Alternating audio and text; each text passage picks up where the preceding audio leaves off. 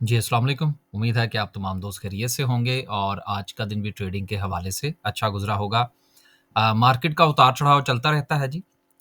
कल भी हमने इस चीज़ की तरफ बाकायदा तौर पर इशारा किया था, साथ में अ, जो है वो सपोर्ट के नीचे स्टॉप लॉस भी इंडिकेट किया था कि मार्केट जो है उसकी बहुत सिलेक्टिव परफ़ॉर्मेंस है। कल वॉल्यूम बहुत अच्छे थे लेकिन वॉल्यूम ही सिर्फ़ सब कुछ नहीं होता, हमने ये भी देखना होता है कि वॉल्यूम लगा कहाँ पर है। मज़ीद बात जो है वो इंशाल्लाह जिस वक़्त हम कैंडलस्टिक डिस्कस करेंगे उस वक़्त करेंगे। 1000 पॉइंट्स रफ़ली जो है वो आज मार्केट ने लूज़ कर दिए और क्लोजिंग जो है वो 1,12,800 पर हुई और आपको याद होना चाहिए कि कल हमने ये बात की थी कि जिस वक़्त आप सपोर्ट के नीचे अपना स्टॉप लॉस रखेंगे और अगर वो सपोर्ट टूटती है तो मार्केट फिर एक लंबी डिप ले सकती है। तो अभी भी वो सिलसिला जारी है, सेलिंग प्रेशर जो है वो अभी कंटिन्यू है। अभी कुछ रुकता हुआ नज़र नहीं आया लास्ट सेकंड सेशन के अंदर और हमारी तरफ से जो था वो हमने कल ही आपके साथ भी शेयर कर दिया था कि पहले सेशन में हमको नई बाइंग नहीं करेंगे। जो गुज़िश्ता बाइंग है जिसमें कुछ सीमेंट सेक्टर में है, कुछ और हैं, उन्हीं को सेल करने की कोशिश करेंगे। तो आज सेकंड सेशन में हमने कोई 1-2 शेयर्स देखे हैं। इंशाल्लाह मंडे को क्या सूरत-ए-हाल बनती है, वो मंडे को आपके साथ शेयर करेंगे।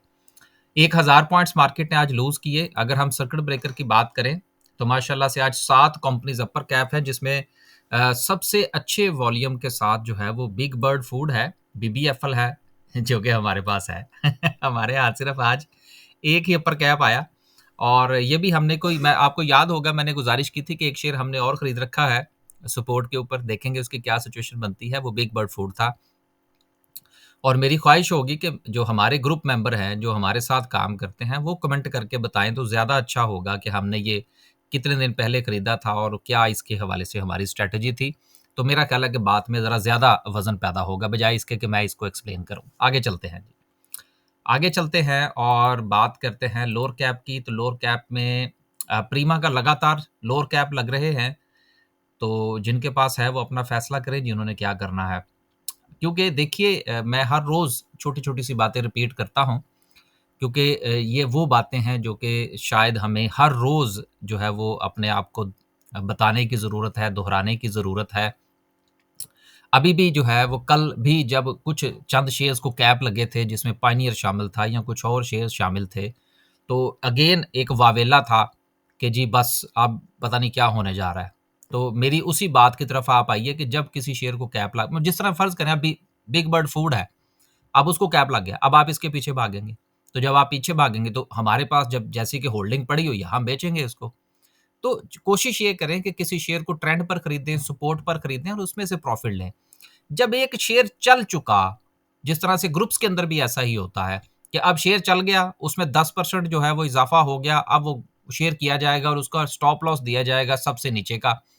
8-8, 10-10 रुपए का स्टॉप लॉस छोटे-छोटे शेयर्स के अंदर, ऐसा नहीं होता। अगर आप इस तरह से काम करेंगे तो यकीनन नुकसान उठाएँगे। हम भी स्टॉप लॉस के साथ लेते हैं, हमारे भी स्टॉप लॉस हिट होते हैं, लेकिन हमारा स्टॉप लॉस बहुत कैलकुलेटेड होता है।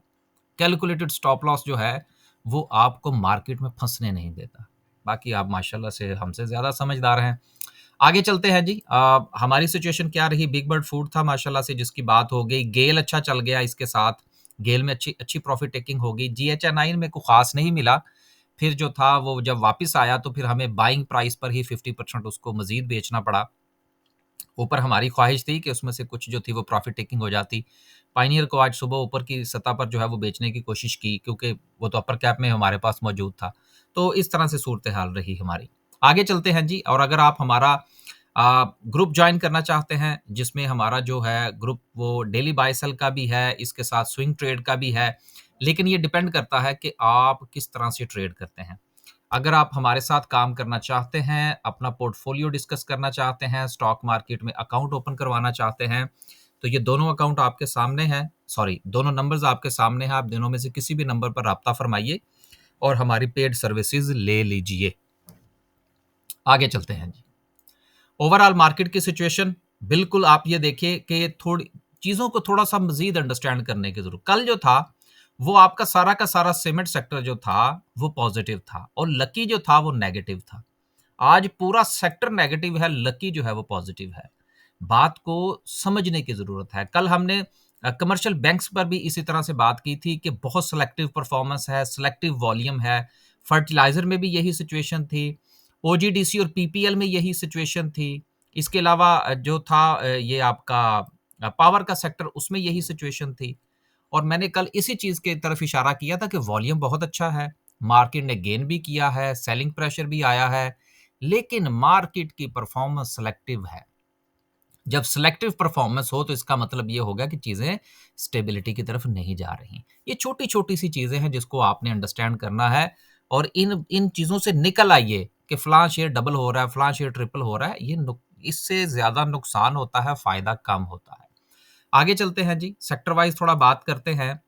किस सेक्टर ने कितने पॉइंट्स निकाले, तो कमर्शियल बैंक्स ने लीड किया, उसके बाद सीमेंट सेक्टर ने लीड किया और कल आपको याद होना चाहिए कि सीमेंट सेक्टर के पॉइंट सबसे ज़्यादा थी और उसके बाद कमर्शियल बैंक्स ने थोड़ा-सा जो था वो पॉइंट्स ऐड किए थे। ऑयल एंड गैस 154 पॉइंट्स निकाले, फार्मास्यूटिकल ने निकाले।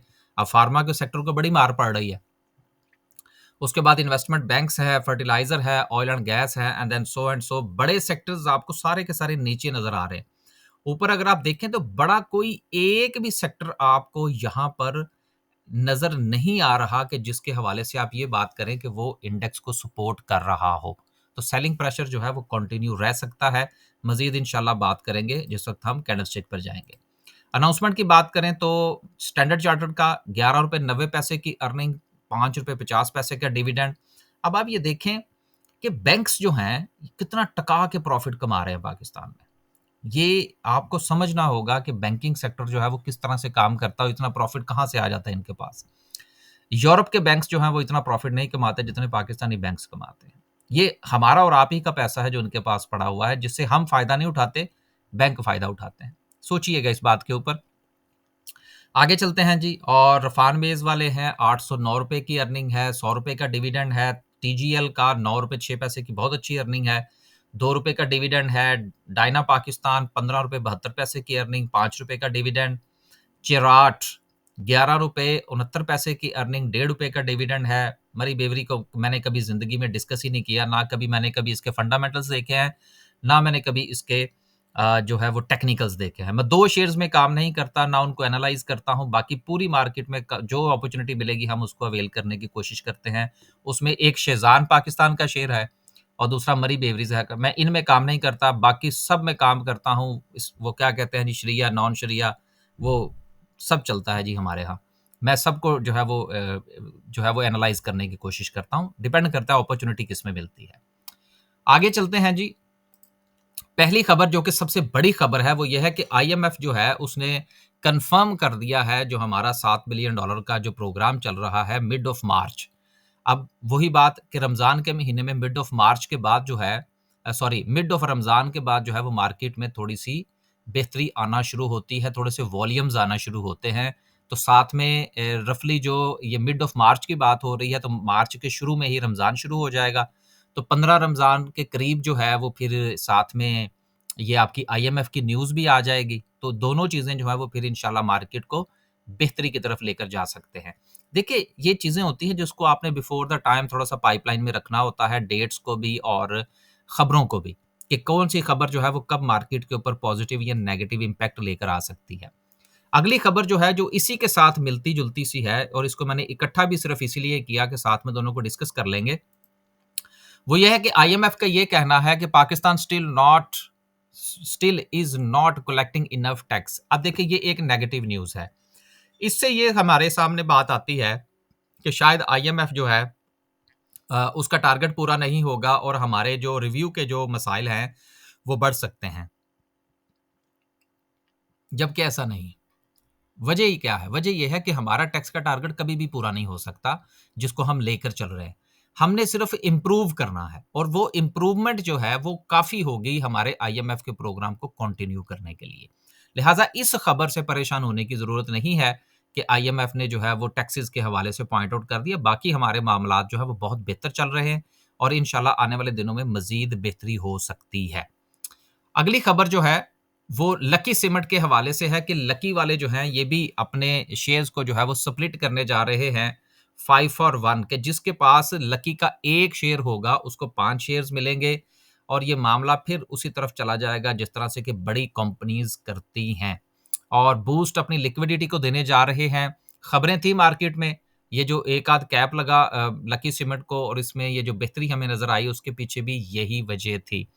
देखिए 2-3 चीज़ें जो हैं वो ज़रूर ज़हन में रखा करें।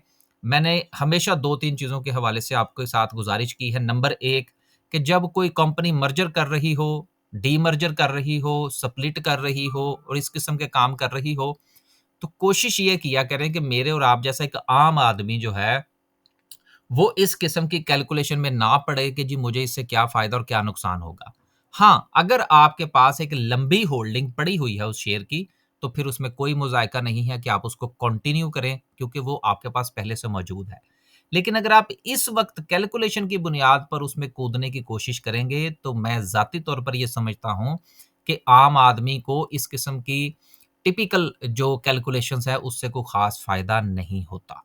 तो हमारी तरफ से तो यही रिकमेंडेशन होगी कि आप इससे दूर रहें।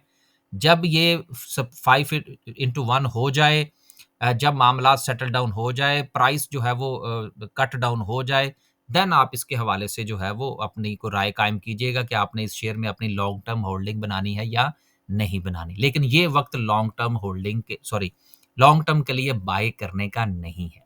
जिनके पास पहले से मौजूद है, वही इसको कंटिन्यू करे तो ज़्यादा बेहतर होगा। ये सेम ऐज़ सेम माड़ी वाला काम होने जा रहा है। माड़ी में भी ये भी मामला थे और अब जो है वो हर तीसरा बंदा माड़ी के हवाले से जो है वो परेशान जो है वो फिरता हुआ नज़र आ रहा है। हालाँकि इन्वेस्टमेंट पॉइंट ऑफ व्यू से ना माड़ी में कोई खराबी आई है, ना उसके मामलात खराब हुए हैं, सब कुछ दुरुस्त चल रहा है। सिर्फ़ क्या है कि गलत टाइम पर एंट्री लेंगे, कैलकुलेशन करने की कोशिश करेंगे और गरम-गरम चाय पीने की कोशिश करेंगे तो यकीनन जो है वो फिर मुँह में छाले पड़ेंगे। तो बचें इन चीज़ों से। अपने आप को सादा रखें, आसान रखें, जो बात समझ में आ रही है वो करें, जो समझ में नहीं आ रही उससे दूर रहें। आगे चलते हैं जी।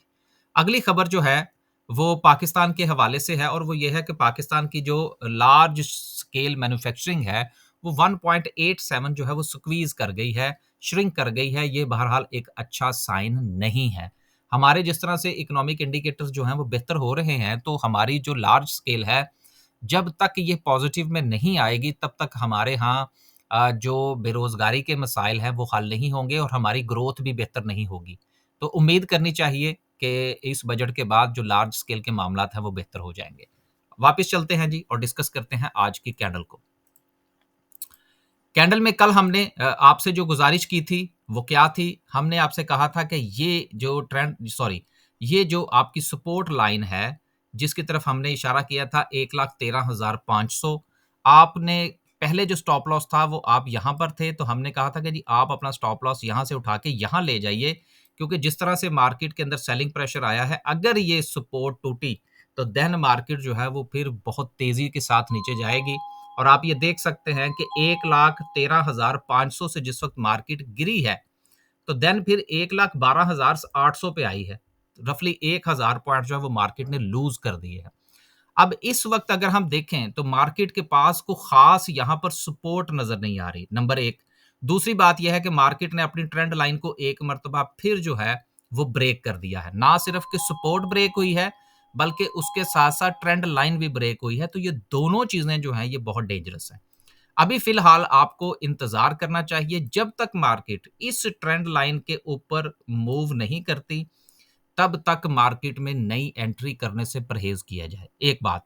या फिर मार्केट जो है इसके पाँव लगने का इंतज़ार किया जाए जो कि सपोर्ट बनती है 1,11,000 या 800 की रफ़ली 1,11,750 का एक ज़ोन है, जिसको अगर आप सादा अल्फ़ाज़ में समझने की कोशिश करेंगे तो वो 1,12,000 का बनता है।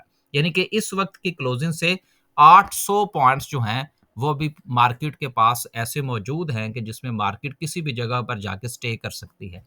मार्केट के पाँव लगने का इंतज़ार करें या मार्केट के ट्रेंड लाइन के ऊपर जो है वो मूवमेंट का इंतज़ार करें। इन बिटवीन यहाँ पर ट्रेड लेने से परहेज़ करें, उसमें आपके नुकसान के चांसेस ज़्यादा और नफ़े के चांसेस कम हैं। बस जी, इजाज़त दीजिए। अल्लाह हाफ़िज़।